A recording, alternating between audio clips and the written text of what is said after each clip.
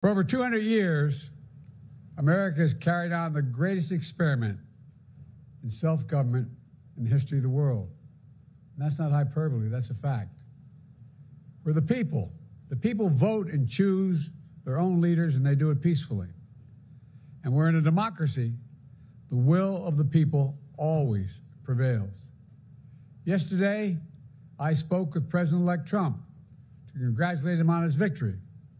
And I assured him that I'd direct my entire administration to work with his team to ensure a peaceful and orderly transition. That's what the American people deserve. Yesterday, I also spoke with Vice President Harris. She's been a partner and a public servant. She ran an inspiring campaign, and everyone got to see something that I learned early on to respect so much, her character. She has a backbone like a ramrod. She has great character, true character. She gave her whole heart and effort, and she and her entire team should be proud of the campaign they ran. You know, the struggle for the soul of America since our very founding has always been an ongoing debate and still vital today. I know for some people, it's a time for victory, to state the obvious. For others, it's a time of loss. Campaigns are contests of competing visions. The country chooses one or the other. We accept the choice the country made. I've said many times, you can't love your country only when you win. You can't love your neighbor only when you agree.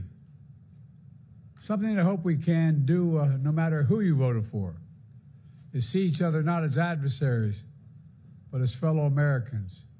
Bring down the temperature. I also hope we can lay to rest the question about the integrity of the American electoral system. It is honest, it is fair, and it is transparent.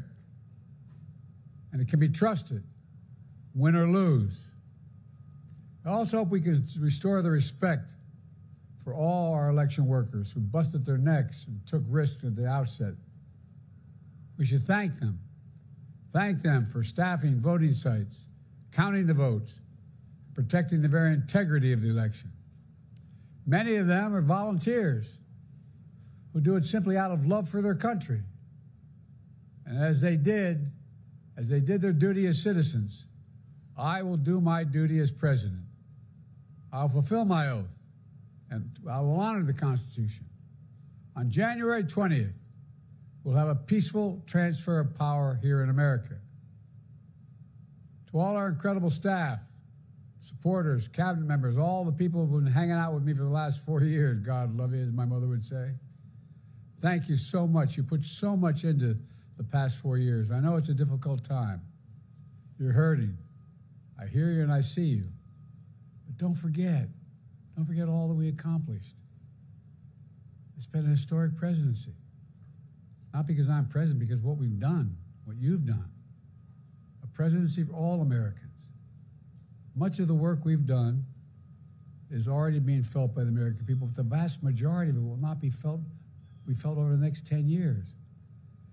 We have legislation we passed that's just only now just really kicking in. We're going to see over $1 trillion worth of infrastructure work done, changing people's lives in rural communities and communities that are in real difficulty because it takes time to get it done. And so much more it's going to take time, but it's there. The road ahead is clear, assuming we sustain it. There's so much we can get done and will get done based on the way the legislation was passed. And it's truly historic.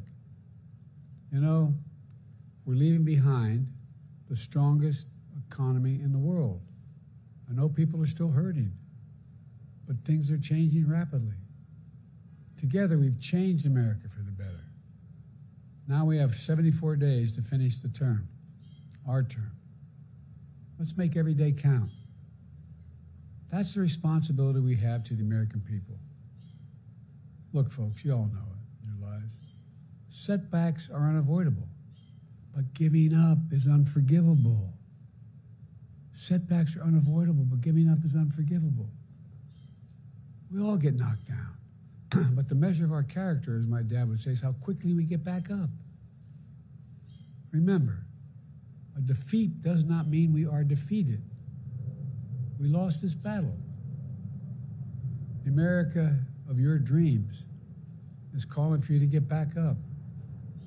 That's the story of America for over 240 years and counting.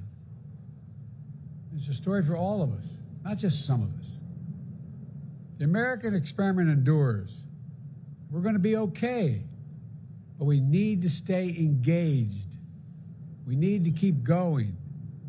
And above all, we need to keep the faith. I'm so proud to have worked with all of you. I really mean it. I sincerely mean it. God bless you all. God bless America. And may God protect our troops. Thank you, thank you, thank you.